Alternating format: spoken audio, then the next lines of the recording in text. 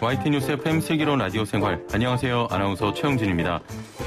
아침 출근길 무사하셨는지요? 비바람이 강하게 몰아쳤는데요. 태풍 마이삭은 오늘 오전 동해로 빠져나갔습니다. 이번 태풍으로 1명이 사망하고 2천여 명이 대피하는 등 남부 지역에 피해가 잇따랐는데요.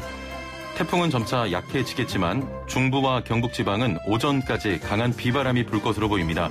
주의가 필요해 보이고요. 아이고, 이제 태풍이 지나갔나 하는데 10호 태풍 하이선 소식도 들려오고 있습니다. 일부에서 태풍 상황 들어보고요. 자, 3분 요가 사전 녹화된 영상 띄워드립니다. 보이는 라디오로 함께해 주시길 바랍니다. 자, 2부는 노무상담 준비되어 있는데요. 오늘 귀 쫑긋 해주시길 바랍니다. 올 상반기 근로장려금 신청이 시작됐는데요. 신청 조건과 방법 등 자세한 내용 김효신 노무사와 함께 풀어보겠습니다. YT뉴스 FM 슬기로운 라디오 생활 지금 바로 출발합니다. 네, 1부는 현장의 목소리로 생활 속 이야기 들어봅니다. 9호 태풍 마이삭 지난밤 부산에 상륙한 뒤 강원도를 거쳐 동해안으로 빠져나갔습니다. 제주를 지나며 한라산에 1000mm가 넘는 기록적인 폭우를 뿌렸고요. 부산에는 초속 35.7m의 강풍으로 불었는데요. 1973년 이후 역대 7번째 강한 바람이라고 합니다. 자, 마이삭의 직접 영향권에 들었던 제주와 남부 곳곳에서는 밤새 피해가 잇따랐는데요. 자세한 내용 전문가 연결해서 들어보겠습니다.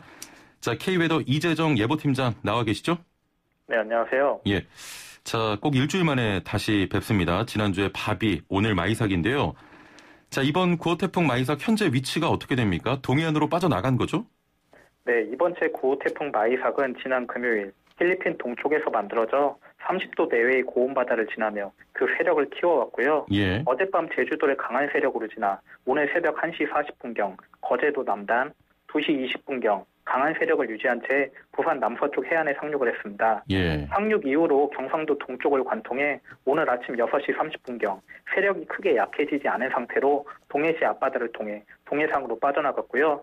지금은 속초 북동쪽 약 90km 부근 바다에서 시속 약 60km대의 속도로 북진하고 있습니다. 예. 아직 우리나라가 태풍의 영향권에 들었다 이렇게 봐야 됩니까? 아직까지도 강풍 반경 내에 들고 있기 때문에 수도권과 강원도 같은 경우에는 태풍의 영향권 내에 들었다고 봐야겠습니다. 예. 자, 태풍 매미에 버금가는 강풍이 예상이 됐는데요. 최대 풍속은 어느 정도였습니까? 네, 우리나라의 태풍으로 인해 가장 강한 바람의 기록을 남긴 게 지난 2003년 태풍 매미인데요. 태풍 매미 같은 경우 이번 태풍과 이동 경로와 강도가 유사해 비교가 많이 됐는데 제주도의 최대 순간풍속 소속 60m를 기록했고요. 예. 강한 바람과 함께 많은 비도 동반돼 130여 명의 사상자와 함께 4조 원대 재산 피해도 남겼습니다. 예. 이번 제9호 태풍 마이삭이 다행히 지난 태풍 매미의 강풍 기록에는 미치지 못했는데요. 제주도 고산의 초속 49.2m, 통영 내물도에 초속 46.6m를 기록했습니다. 예. 자, 강풍만큼이나 비의 양도 상당했는데 밤사이 얼마나 많은 비가 내렸습니까? 네, 이번 제9호 태풍 같은 경우 매우 강한 바람과 함께 매우 많은 비도 뿌렸는데요. 예. 어제부터 지금까지 제주도 산간에는 1000mm가 넘는 기록적인 비가 내린 가운데 강원 영동과 남해안도 300에서 400mm 이상의 많은 비가 내렸습니다. 예. 지점별로는 제주도 한라산 남벽에 1037.5mm의 비가 내린 가운데 미시령 494.5, 지리산 뱀사골 326.5, 북창원 265.4mm를 기록했습니다. 예. 지금은 태풍의 중심이 동해상으로 빠져나가 북한 지역을 이동해 나감에 따라 대부분의 지역의 비는 그치거나 약해졌는데요. 예. 다만 강원 영동 북부를 중심으로 아직도 시간당 10에서 20mm 내외의 다소 강한 비가 내리는 곳이 있습니다. 예. 자, 어제가 해면이 가장 높은 백중사리로 폭풍 해일에 대한 우려가 컸는데 해안가 영향은 어땠습니까? 네, 이번 태풍으로 인한 피해 중 또 하나 걱정됐던 게 폭풍 해일의 피해였는데요. 예. 달과 지구의 거리가 가장 가까운 거리에 위치하며 1년 중 바닷물의 높이가 가장 높아지는 백중사리 기간에 태풍이 상륙해 이동해 나갔기 때문입니다. 백중사리로 인한 자연적인 이유로 바닷물의 높이가 높아져 있는 상태에서 예. 이번 태풍과 같이 강한 태풍이 해안에 접근하게 되면 태풍의 중심으로 모이는 바람으로 인해 그 높이는 더 높아지게 되고요. 예. 여기에 강한 태풍이 만드는 매우 강한 바람으로 인해 파고까지 높아지게 되면 해안가를 중심으로 폭풍 해일의 가능성이 높아지게 됩니다. 예. 일부 지역에 피해가 있긴 했지만 지난 2016년 차바나 2003년 매미 때와 같은 폭풍 해일의 피해는 발생하지 않은 것으로 보여 다행입니다. 예. 아니, 지구와 달이 가까워지면 이게 해면이 높아지는 겁니까? 천문조에 의해서 그 바닷물의 높이가 높아지게 되어 있습니다. 예. 자, 지난주에 8호 태풍 바비도 큰 피해가 예상이 됐는데 다행히 잠잠히 지나갔습니다. 이번에는 어떻게 달랐던 겁니까?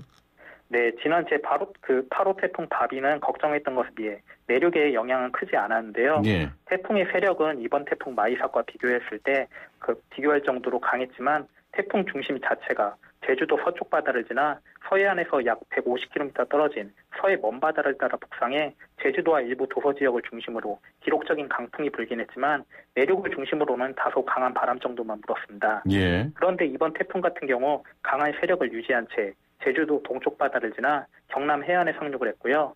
상륙하고 경상도를 관통해 동해상으로 빠져나가며 우리나라 전역이 태풍의 영향권 내에 들며 강한 비와 함께 바람이 불고 태풍의 중심으로부터 가까운 제주도와 남해안, 경상도, 강원 영동을 중심으로는 매우 많은 비와 함께 매우 강한 바람이 불게 되었습니다. 예.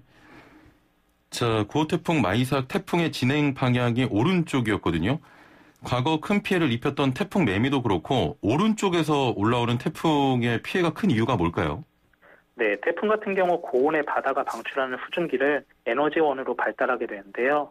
이런 태풍이 우리나라 부근으로 이동하게 되면 일반적으로 북동진암에 전향을 하게 되고 예. 전향한 태풍 자체가 남해안에 상륙해 우리나라를 관통해 나가는 경우 매우 많은 비와 함께 매우 강한 바람이 불게 돼 그 피해가 가장 크게 됩니다. 예. 과거에 우리나라에 가장 큰 재산 피해를 남긴 태풍들이 대부분 그와 비슷한 경로를 보였고요.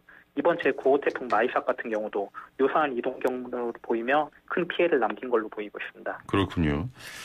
자, 피해가 좀 심각한데 빨리 복구가 됐으면 하는 바람이고요. 조금 결이 다른 이야기입니다만, 자, 올여름 폭염에 대한 우리나라 기상청 예보가 좀 빗나가면서 해외 예보를 챙겨보는 이 기상 망명족들도 나타났거든요. 실시간 검색어에 심지어 노르웨이 기상청이 등장하기도 했는데, 자, 지난 태풍에 이어서 이번 태풍의 경로도 일본이나 중국, 미국 등 해외 기상 정보와 차이가 나면서 이를 비교하는 기사들도 관심을 끌었는데, 일단 이번엔 어느 쪽의 예상이 맞은 겁니까?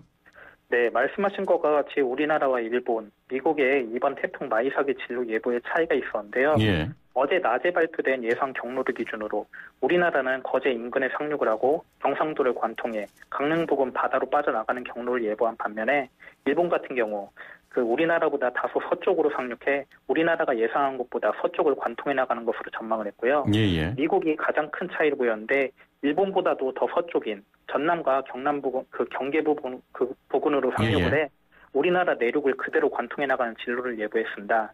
결과적으로는 우리나라 기상청의 예보가 가장 정확했던 것 같습니다. 예. 자, 이렇게 기상 예보가 차이를 보였던 이유가 뭘까요?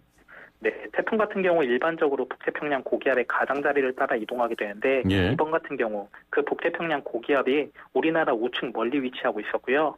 이런 상황에서 북서쪽에서 우리나라로 이동하는 건조한 공기의 영향 정도에 따라 태풍 경로를 다르게 예상한 것 같습니다. 예. 우리나라 같은 경우 그 영향 정도를 다른 나라에 비해 크게 보며 보다 우편으로 편향된 예보를 하게 된 것 같습니다. 그렇군요. 아니, 이렇게 일기예보가 나라마다 차이가 나는 이유가 뭘까요? 네, 기상 예보는 관측 자료나 수치 예보 모델 등의 여러 데이터를 예보관이 분석하고 판단해 생산을 하게 되는데요. 예. 각 국가나 기관마다 운영하는 수치 예보 모델의 차이가 존재를 하게 되고요.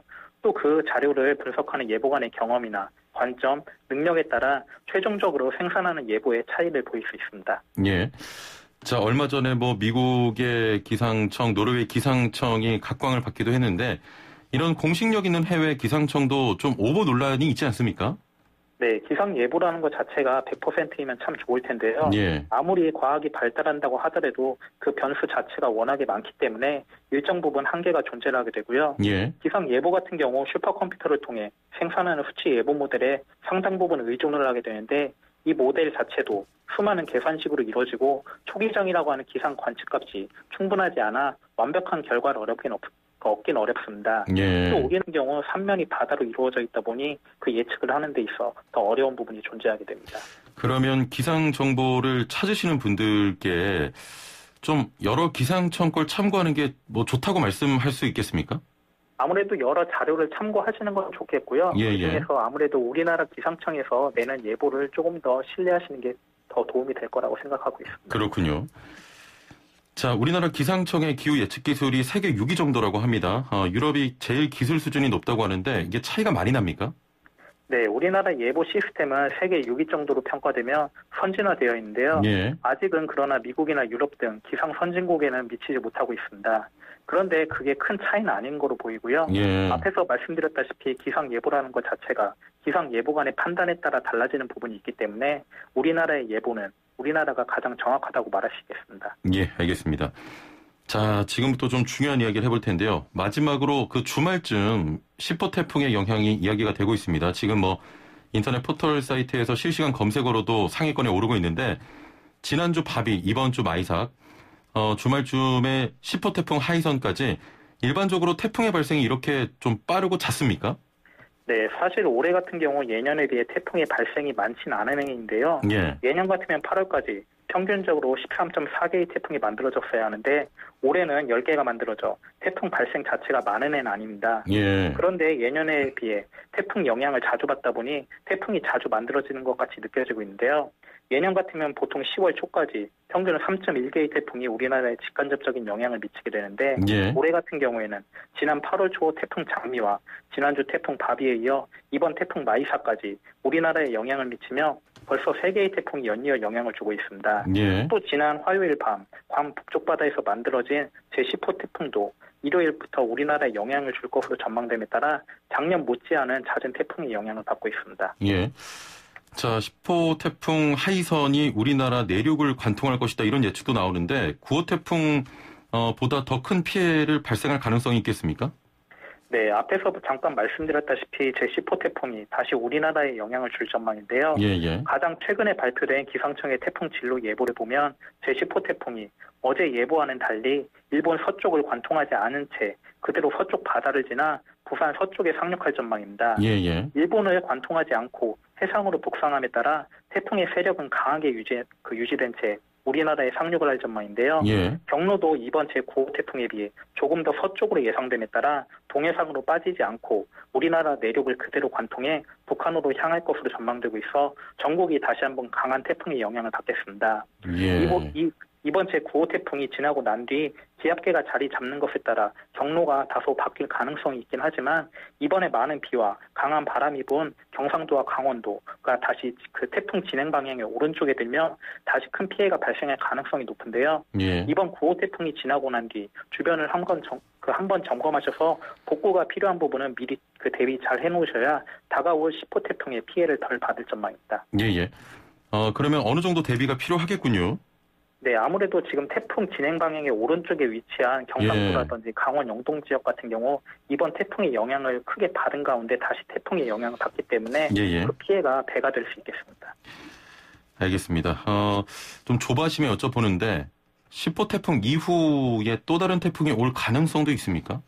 앞으로 10월 초까지는 한 개 내외의 태풍이 더 영향을 줄 걸로 예상하고 있고요. 예. 태풍 자체가 북태평양 고기압의 가장자리를 따라 이동하면서 우리나라가 직간접적인 영향을 받을 걸로 예상하고 있습니다. 예. 그렇다고 이렇게 빠르고 잦게 지금 11호 태풍이 예고돼 있는 건 아니죠? 아직까지는 지금 발생을 예측하고 있는 건 없습니다. 예, 알겠습니다. 자, 10호 태풍 하이선이 한반도에 상륙할 가능성이 있습니다. 연이어 태풍이 오는데요. 대비가 필요해 보입니다. 오늘 말씀 감사합니다. 네, 고맙습니다. 네, 지금까지 K웨더 이재정 예보팀장이었습니다. 매일 3분씩 건강한 자세의 달인이 되는 시간입니다. 리 씨와 함께합니다. 안녕하세요. 나마스테. 네, 나마스테. 자, 오늘 어떤 자세 준비해 오셨나요? 오늘은 우리 형진 아나운서처럼 부실한 하체가 고민인 분들을 위해서 아니, 뭐 다 저예요? 제가 준비했습니다. 하루 3분 투자로 이 튼튼한 허벅지 만들기가 가능한데요. 바로 우까타사나를 배워볼 거예요. 우까타사나. 네, 일명 의자 자세라고도 하는데요. 뭔지 알 것 같아요. 어떤 밑에 거죠? 의자 있는 거라고 생각하고 이렇게 굽히고 있는 거 아닙니까? 참는 거? 딩동댕 맞습니다. 네. 가상의 의자가 있다고 상상하면서 한번 의자에 앉은 것처럼 그런 동작을 취해보는. 저 이건 반대인데요. 왜요? 저 많이 혼났거든요. 학교 다닐 때. 맨날. 걸로 이거 많이 했어요. 그러면 허벅지가 근데 왜 하체가 부실하죠? 봤어요? 네, 맞아요. 학창 시절 때 이런 기마 자세 같은 거 많이 이제 벌로 받곤 했잖아요. 예. 그런데 기마 자세와는 약간 차이가 있는 게 우까타사나는 두 발을 붙인 상태로. 붙여야 됩니까? 그렇죠. 더 힘들겠는데요? 더 힘들죠. 네, 예. 붙인 상태로 엉덩이를 바닥 쪽으로 끌어내려서 의자에 앉은 것처럼 그렇게 해볼 텐데요. 예. 허벅지 근육도 강화되고요. 엉덩이 근육까지 강화되는 효과가 있습니다. 한번 바로 배워보도록 할게요. 일어나세요, 황진 아나운서. 네. 일어나서 양발 가지런히 모아보시고요. 양손도 가슴 앞에서 합장을 해볼게요. 그리고 숨 깊게 들이마시고 내쉬면서 엉덩이를 뒤로 보내면서 무릎 구부려 앉아볼게요. 이때 체중, 나의 무게중심이 발 뒤꿈치를 향할 수 있게 엉덩이를 뒤로 더 뺄게요. 더 앉을게요. 동시에 합장한 두 손을 모은 상태로 45도 하늘 위로 쭉 뻗어볼게요. 네, 이때 주의하실 게요. 이 무릎이 발끝보다 앞으로 나가면 안 돼요. 발끝보다 뒤쪽을 향할 수 있게 엉덩이를 더 아래로 끌어내려서 그 상태로 호흡을 이어가시는데요. 이렇게 일어섰다 앉았다를 반복하시면서 10번을 반복하시면 돼요. 잠깐만요. 이거 자세도 힘든데 앉았다 일어났다 10번이나 해야 된다고요? 그렇죠. 호흡과 함께 앉았다 일어났다 앉았다 일어났다를 해주셔야지 조금 더 효과적인 허벅지 강화에 좋습니다. 허벅지 강화는 좋은데 혹시 이랬다가 좀 무릎 안 좋으신 분들 있잖아요. 그렇죠. 좀 위험해 보이거든요. 그래서 아까 제가 주의를 드렸죠. 반드시 앉았을 때 무릎이 발끝보다 앞으로 나가지 않게 엉덩이를 뒤로 빼서 앉으셔야 돼요. 그래서 살짝만 앉으면 무릎이 발끝보다 앞으로 나가거든요. 살짝만 앉으시면 안 되고요. 조금 과할 정도로 강하게 밑으로 앉으셔가지고 정말 의자가 있다라는 상상을 하시면서 이 동작을 취해주시면 좋겠습니다. 네, 하루에 10번씩이나 하라고 합니다. 자, 3분 투자하시면 모두 튼튼한 하체를 만들 수 있습니다. 3분 요가 리씨와 함께했습니다. 감사합니다. 나마스테. 네, 나마스테. 네, 2부는 노무상담 준비되어 있습니다. 올 상반기 근로장려금 신청이 시작됐는데요. 신청 조건과 기간, 방법 등 자세한 내용 알아보도록 하겠습니다.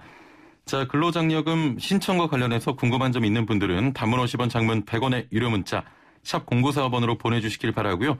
애플리케이션 댓글창 이용하시면 되겠습니다. 자, 근로장려금뿐만 아니라 모든 노무상담 가능합니다. 2부에서 뵙죠. 네, 매일매일 각 분야 전문가들과 함께 생활 속 다양한 궁금증 해결해 보겠습니다. 자, 올 상반기 근로소득이 있는 137만 저소득 가구를 대상으로 근로장려금 신청이 시작이 됐습니다. 자, 신청 조건과 기간, 방법 등 자세한 내용 알아보겠습니다. 자, 방송 들으시면서 노무에 대해 궁금한 점 있는 분들 단문 50원, 장문 100원의 유료 문자 샵 0945번으로 문자 보내주시길 바랍니다.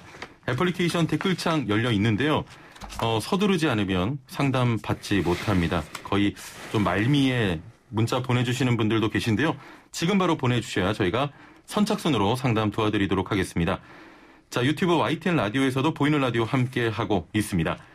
자, 그럼 오늘도 함께 말씀 나눌 분 모셔보죠. 소나무 노동법률사무소 김효신 노무사와 함께합니다. 안녕하세요. 네, 반갑습니다. 간밤에 안녕하셨나요? 네. 문을 열어놓고 잤었는데요. 추워가지고 제가 새벽에 웬만해서는 안 깨는데요. 깨서 창문을 닫고 다시 잤습니다. 네. 태풍이 왔는데 창문을 열어놓고 주무셨나요? 네. 너무 더워가지고요. 조금 열어놓고 잤더니만 바람이 그렇게 불더라고요. 정말 위험한 겁니다. 네, 주의하겠습니다. 앞으로. 10호 태풍 때는 부디. 네, 일요일하고 월요일날 또 온다고 하니까 다들 좀 주의를 해주셨으면 좋겠습니다.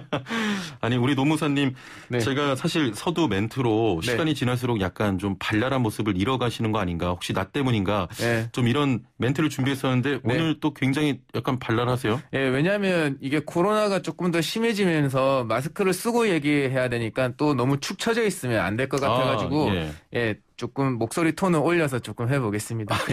오늘은 그리고 근로장려금이니까 좀 무거운 주제가 아니라서 정보를 알려드리는 거라 좀 더 그런 것 같습니다. 좋습니다. 자, 먼저 근로장려금 어떤 제도입니까? 네. 거의 대부분 알고 계실 거예요. 원래는 소득이 적어서 생활이 어려운 근로자, 우리 자영업자, 종교인 가구의 실질적 소득을 지원하는 제도입니다. 그래서 소득이 없으면 지원을 받지 못하세요. 톤을 너무 올리신 거 아니에요? 네, 죄송합니다. 조금 낮추겠습니다. 네, 그래서 요 소득이 없으면 지원을 받지 못하시는데요. 요 소득이라는 거는 그러니까 우리 세무상국에 신고한 과세 대상의 소득에 존재해야 된다는 걸 말씀드리겠습니다. 그래서 가구 단위로 지원을 해서 한 가구당 한 명만 신청을 해서 받을 수 있다라는 걸 알려드리고요. 그다음에 근로장려금은 최대 300만 원까지 지원됩니다. 이게 장려금 지원제도에서 연역을 조금 말씀드리면 사실 생긴 지가 11년째입니다. 2009년에 처음 지급됐는데요. 그때는 이제 근로자만 적용되다가 2015년도에는 모든 자영업자로 확대되고 작년에는 종교인까지 확대됐습니다. 그래서 또한 작년에 반기별 지급제도라는 걸 신설해서 운영하고 있거든요. 신청 대상은 올해 568만 가구로 당국은 발표한 사례가 있습니다. 네. 이제 한 열흘 남았어요. 9월 15일까지 신청 기간으로 알고 있는데. 그렇죠. 네. 8월에도 근로장려금 지급이 있었지 않습니까? 네, 맞습니다. 이게 어떻게 다른 겁니까? 요거는 8월에 받으신 근로장려금은요. 2019년 소득을 기준으로 기타 요건 충족했을 경우에 지급된 거죠. 그래서 5월 1일부터 6월 1일까지 신청을 받은 거고요. 이것의 명칭은 정기 지급이라고 합니다. 왜냐하면 장려금은 현재 두 가지 제도로 운영이 되고 있는데요. 정기 지급과 반기별 지급 이렇게 나눠주고 있습니다. 네, 그래서 8월에 지급받으신 거는 원래는 법정 지급 기한은 9월인데 이번에 코로나 때문에 한 달 앞서서 8월 내로 정기 지급을 완료했습니다. 중요한 건 한 가지 말씀드리면 그러면 나는 6월 1일까지 정기 지급을 신청 못했는데 못 받냐? 그게 아니시고 6월 1일까지 신청 못하신 분들은 올해 12월 1일까지 신청을 하시면 돼요. 그런데 기한 후 신청이거든요. 기한 후 신청이니까 최종 계산된 장려금의 90%만 받게 되는 거고요. 그다음에 지급은 10월이 지나서 받게 되십니다. 일단 궁금한 게 정기 지급과 이 반기별 지급 다 받을 수 있는 건가요? 아니죠. 왜냐하면 아까도 말씀드렸지만 정기 지급이라는 거는 올해 소득으로 받는 게 아니에요. 2019년 작년 소득을 기준으로 해서 올해 받으니까 올해 받는 거고 시차가 거의 8개월, 9개월이 생겨버리는 거잖아요. 그런데 우리 저소득층 가구에 대한 지원을 시차를 줄여야 되겠다. 그래서 반기별 지급 제도라는 걸 만든 겁니다. 그러면 반기별 지급 제도는 어떤 제도입니까? 그래서 말씀드렸다시피 먼저 미리 받는 거다. 왜냐하면 원래는 19년도 소득은 지금 정기 지급은 8월에 이루어졌으니까 상반기 거는 상반기 사정이 6월에 끝나고 이제 9월에 신청해서 12월 내로 받는 거거든요. 그래서 반기별 소득을 기준으로 하게 됩니다. 상반기면 지금은 상반기 9월 1일부터 9월 15일까지 상반기 신청을 받고 있으니까 상반기 총 급여를 가지고 연간 소득을 추정하게 됩니다. 왜냐하면 지금은 6개월 급여 가지고만 앞으로 있을 6개월 연간 소득을 추정해서 계산해서 줘야 되는 거잖아요. 그래서 추정해서 지급받는 거고요. 중요한 거는 뭐냐면 아까 우리 적용 대상이 근로자분, 자영업자분, 종교인분 이렇게 세 부류가 있다고 말씀드렸잖아요. 그런데 상반기 소득은 상반기 소득이 있는 근로자분만 대상이 됩니다. 상반기 소득이 있는? 상반기 소득이 있는 근로소득자. 근로소득자만 대상이 되는 거고요. 15일까지 이번 달 15일까지 신청해 주시고 지급은 12월 중에 입니다. 그래서 특이한 점이 있어요. 정기 지급은 그냥 19년도 소득 기준으로 우리 그 장려금 지급 산정표에 의해서 금액을 한 번에 다 지급을 해드리는 건데요. 이제 반기별 지급이 되니까 총 3번에 나눠서 지급을 하게 됩니다. 9월달 상반기 신청을 하시면 우선은 12월달 내로 35%를 받으시게 되고요. 그다음에 내년 이제 올 하반기 걸 가지고 내년에 3월 달에 신청해서 올 하반기 거를 받게 되는데요. 그때 35%. 그다음에 9월에 가서 정산을 해서 나머지를 받으시거나 아니면 더 많이 받으신 걸 있으면 더 거기 우리 소득세로 부과되거나 그렇거든요. 조금 복잡하긴 한데 일단은 그래도 좋은 제도 같습니다. 그렇죠. 특히. 이제 반기별 지급제도라는 게 저 멀리까지 안 기다리고 나는 어차피 소득이 거의 추정이 되니까 먼저 지급받겠다는 거니까 가게에 조금 더 빨리 도움이 될 수 있을 것 같습니다. 4203번님께서는 진짜 두 분 오늘 발랄하신 것 같아요. 남은 시간 두 분 행복하세요 하셨는데 저희 어딘가 떠나는 사람처럼 저희 행복하게 방송하겠습니다. 감사합니다. 애플리케이션을 YTN 짱님께서는 자활 근로하는 사람도 가능한가요 하셨거든요. 자활 근로 하시는 분도 어차피 그 정부에서 어떤 지원금을 주시는 게 아니고 소득에 맞으시면요. 근로소득이 있으시고 그다음에 다른 우리 저소득층에 다른 지원이 없으시다고 하시면 받으실 수 있어요. 알겠습니다. 자, 단문 50원, 장문 100원의 정보 이용료가 있는 샵 0945, 우물정 0945번으로 근로장려금뿐만 아니고요. 모든 노무 상담 저희가 잠시 후에 상담 도와드리도록 하겠습니다. 지금 바로 보내주시길 바랄게요. 자, 세무서에서 근로장려금 신청 안내문을 받은 사람만 이게 신청을 할 수 있는 겁니까?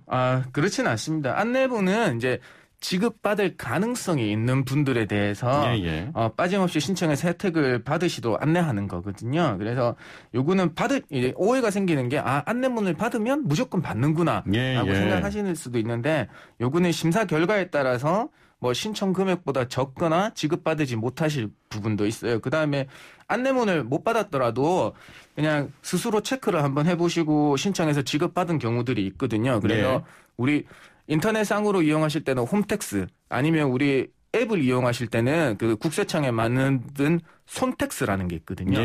거기에 접속하셔가지고 자가 진단 체크가 있으니까 그거 한번 활용해 보시면 되겠습니다. 6691번님께서는 저는 9년 전부터 4대 보험 회사를 다니는데 저소득층만 받는 거라 신청도 안 했습니다.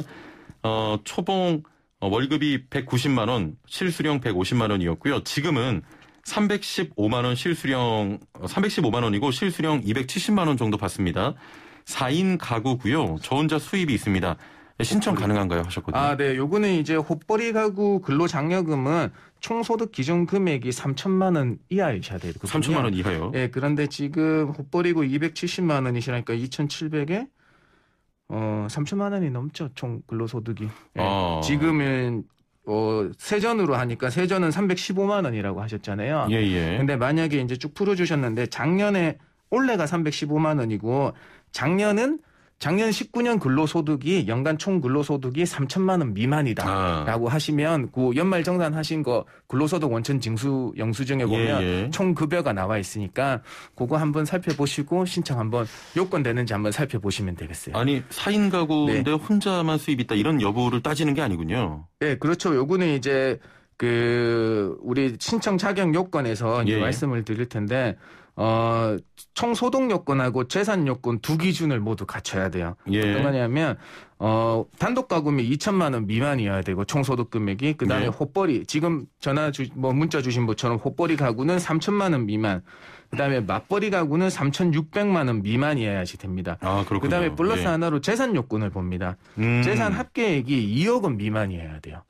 2억 원 미만에서는 중요한 건 뭐냐면 원래는 다른 데서는 부채를 차감하고 재산 요건을 보는데 이 요건에서는 부채는 차감하지 않습니다. 그렇군요. 재산 요건이 재산 합계액이 2억 원 미만이어야 돼요. 뭐 자동차고 우리 다른 전세 보증금이고 이런 걸 다 합산하거든요. 그렇게 하시고 또 중요한 거는 재산액이 1억 4천 이상이면요. 1억 4천 2억 미만이고 총소득 요건을 갖췄다.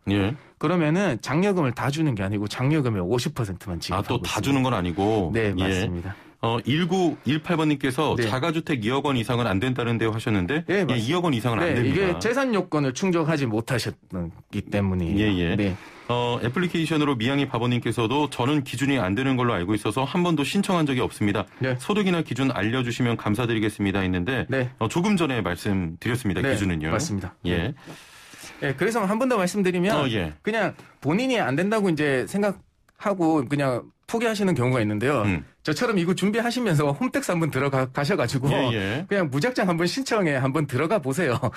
그러면 왜냐하면 신청해서 뭐뭐뭐 때문에 안 됩니다라고 나오거든요. 그래서 한번 자가 테스트를 한번 해보시는 것도 좋은 것 같습니다. 홈택스 들어가면 요건하고 잘 나와 있죠? 네, 홈택스 하면 요건하고 다 나와 있고 제가 벌써 신청하기에 들어가면 그냥 이렇게 임의로 조금 집어넣으면 진행이 되는지 안 되는지 볼 수 있으니까 그거 한번 해보시면 좋겠어요. 알겠습니다. 장려금을 지급받기 위한 또 가장 중요한 것이 기준 소득 미만인데 총 급여액의 계산은 어떻게 좀 이루어집니까? 맞습니다. 이제 세 가지로 나누는데요. 근로소득은 총급여인데 여기에서는요 비과세 소득 그다음에 비과세 소득을 제외한 거 비과세 급여 식대 10만 원이나 차량 유지비 20만 원 육아수당 돼 있으면 육아수당 10만 원 이런 거는 제외한 총급여 근로소득은 총급여를 얘기하는 거고요. 사업소득은 총 수입액 곱하기 업종별 조정률을 곱해줘서 그 사업소득을 산정하게 됩니다. 그다음에 종교인분들 같은 경우에는 총 수익 금액으로 산정하게 되겠습니다. 그럼 총 소득 계산이 직장에만 다니는 근로자의 경우에는 바로 되지만 맞벌이 경우 한 분은 근로소득이 있고 또 한 분은 사업소득도 있을 경우도 또 있잖아요. 네, 맞습니다. 예를 들어 좀 설명을 부탁드릴게요. 이게 이제 근로소득하고 사업소득이 이제 혼재되어 있는 경우인데 많이들 이제 조금 혼전이 오시는 게 그러면 벌어들인 거는 다 그 합산이 돼서 안 되겠구나 이제 생각을 하실 수 있는데 그냥 아까도 말씀드렸다시피 근로소득은 비과세 제외한 총급여를 얘기하는 거고 사업소득은 총 수익금에서 업종별 조정료를 곱해주게 됩니다. 그래서 업종은 뭐 도매업부터 부동산 임대업이나 개인 가사 서비스업 같은 경우에서 이제 총 6개 정도의 구간을 나눠놨는데요. 20%에서 90%까지 조정률을 두고 있습니다. 그래서 예를 들어 음식점의 예를 한번 들어보죠. 우리 뭐 바깥분이 음식점을 운영하시고 수익이 한 2천만 원이다. 근데 우리 배우자분도 나가서 이제 직장에 다니시니까 맞벌이 하시는 부분이고 근로소득이 19년도에 2천만 원 정도에 나왔다의 계산은 사업소득과 근로소득이 혼재돼 있잖아요. 부부 가구 소득을 합산해야 되는 거니까. 그래서 음식점업은 또 조정률이 45%입니다. 그래서 2천만 원에 45% 한 금액을 근로소득과 더하는 겁니다. 2천만 원 그러니까 우리 배우자분의 우리 사모님의 근로소득 2천만 원 플러스 그러니까 사업소득으로 생긴 총수익 곱하기 45%의 금액. 그러니까 한 3천만 원이 좀 안 될 것 같아요. 그래서 이분이 뭐 맞벌이 가구는 3,600만 원 미만이면 근로장려금이 지급되니까 일단은 재산 요건은 차치하더라도 총 수입 요건은 만족하게 되는 경우가 됩니다. 해당이 되겠군요. 네, 맞습니다. 알겠습니다. 네. 좀 계산이 나와서 좀 복잡하긴 합니다. 네, 그러니까 사업소득하고 이제 근로소득만 있으시는 분들은 작년의 소득을 기준으로 하니까 근로소득 원천 징수 영수증이라는 걸 다들 가지고 계세요. 네, 왜냐하면 연말정산을 실시하니까요. 그렇습니다. 그거에 맞벌이 하시면 그냥 더해 보시면 되는 거 재산소득을 파악해 보시면 되는 겁니다. 네. 2036번님이 문자로 전 프리랜서입니다. 사업자 등록증 없이 3.3%대는데 아까 좀 총소득에서 제외해야 된다고 하셔서요. 그럼 전 소득이 없는 경우에 해당돼 신청을 못하는 건가요? 하셨는데 어떻습니까? 아까 말씀드린 게 원래는 사업자 등록증이 없는 사람의 사업소득은 총급여에서 그러니까 제외해서 영원으로 보는 게 맞는데요.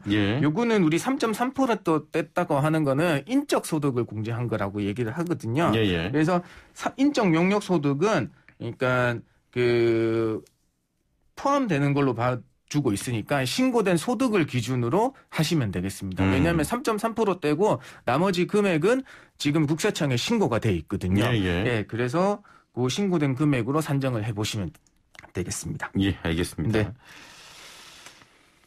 장려금 산정할 때 감액 요인이 있다고 들었는데 이게 어떤 겁니까? 아까도 말씀드렸죠. 가구 이제 총 수입 금액의 요건은 이제 뭐 맞벌이 가구에는 3,600만 원 미만, 헛벌이는 3천만 원 미만, 뭐 단독 가구에는 2천만 원 미만 이렇게 되는데요. 요 총 수입 금액을 맞추더라도 가구 재산 요건을 못 맞추면 되는데요. 가구 재산이 2억 원 미만이라고 말씀드렸잖아요. 그런데 1억 4천만 원 이상 2억 원 미만이면 50% 장려금의 50%를 감액하고 지급을 하게 됩니다. 알겠습니다. 그다음에 또 하나 더 하는 게 기한 후 신청이 있었죠. 지금 5월 1일부터 6월 1일까지 신청 못하신 정기 지급에 신청을 못하신 분은 12월 1일까지 하고 할 수 있는데요.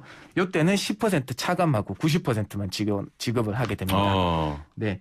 그다음에 국세 체납이 있으신 분들이 있을 수 있어요. 그런 경우에는 지급액의 30%를 한도로 차감하고 지급을 하게 됩니다. 알겠습니다. 자, 오늘은 근로장려금 요건과 신청 방법 등에 대해 함께 알아봤는데요.